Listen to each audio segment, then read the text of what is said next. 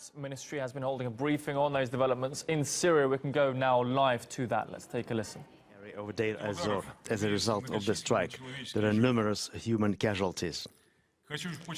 I would like to emphasize that in this particular area, at this time, the Air Force, the Airspace Force of the Russian Federation was not used. Please,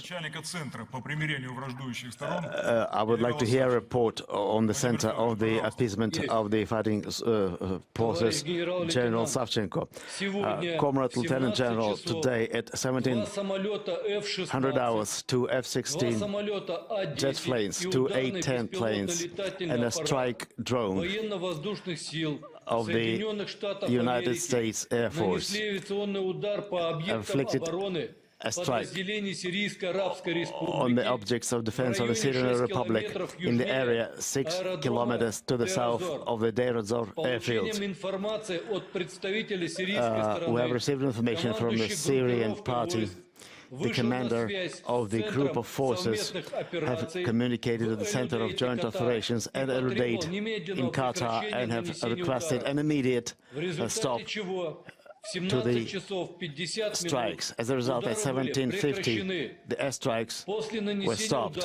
After the strikes have been effected, the IS fighters have started an offensive in this area. So currently, there's severe fighting going on.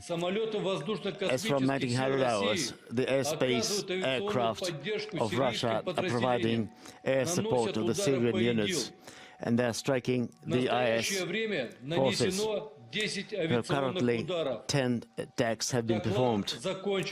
I have completed my report. Let the representative of the Defense Ministry of the Syrian Republic report on the casualties. Yes, please.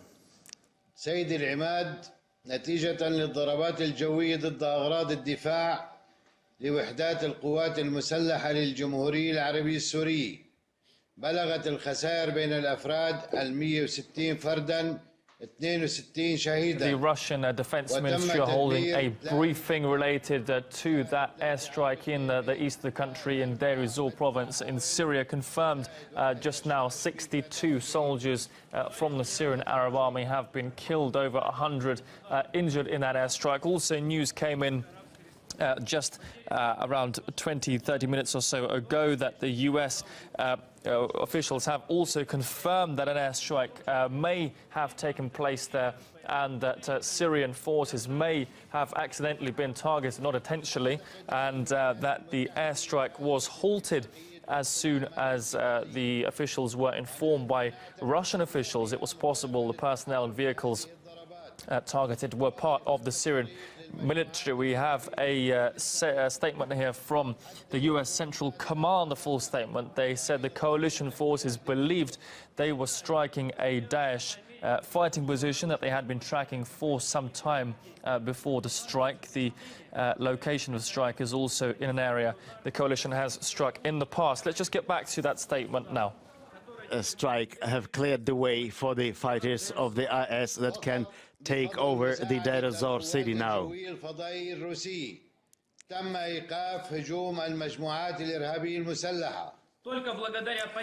It's only because of the support of the airspace forces of Russia, the offensive of the terrorist groups was stopped. أرجو مواصلة تقديم الإسناد الجوي للوحدات التابعة للجمهورية العربية السورية من قبل القوات الجوية الفضائية لروسيا الاتحادية بهدف تدمير المجموعات الإرهابية المسلحة.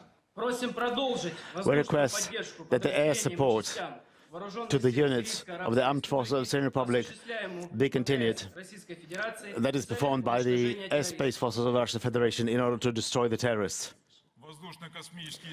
The airspace force of Russia will continue to strike the IS fighters in the Deir ez-Zor area and will continue to provide support to the government forces.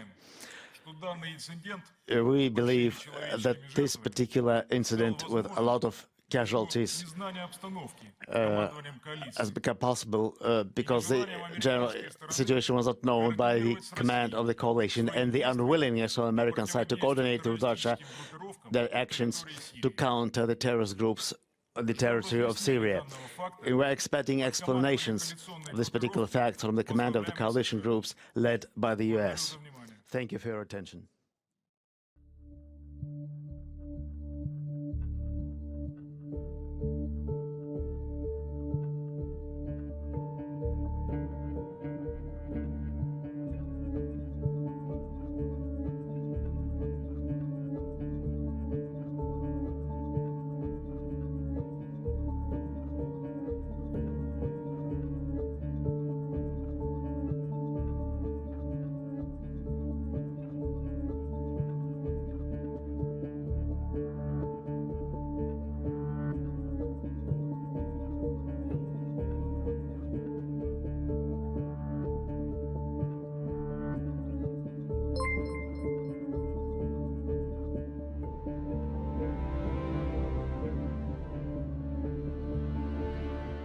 The strategy that we are using now, airstrikes, special forces, and working with local forces who are fighting to regain control of their own country, that is how we'll achieve a more sustainable victory.